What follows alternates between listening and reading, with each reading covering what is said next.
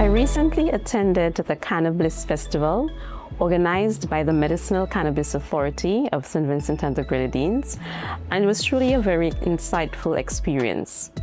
The festival commenced on the first day with panel discussions by the regulators of cannabis industries within the region, spoke to what were their challenges in establishing their industry, what they have learned, what are their best practices, and specifically for Saint Lucia, noting that we have an emerging industry, we were able to learn quite a few things as we look to implementing our legislation and currently our regulations being under review as well. St. Vincent spoke to matters regarding their traditional cultivators, for example, and how they were able to offer them certain concessions, which has been beneficial to allowing them to transition into the legal industry.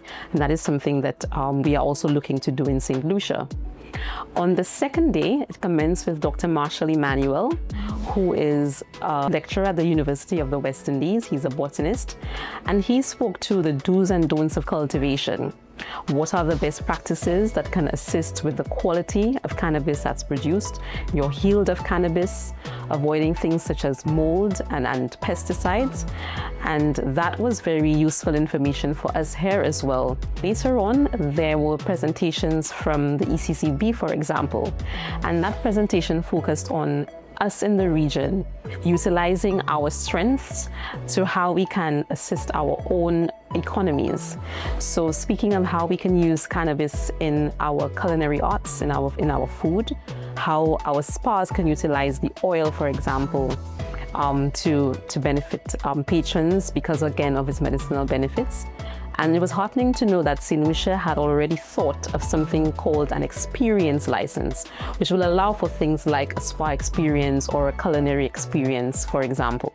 It was very helpful as it relates to the farms to see what sort of security measures are in place, to see how the plants are grown, the various strains separated, and again, to hear from the cultivators themselves of their practices to result in the best yield and quality.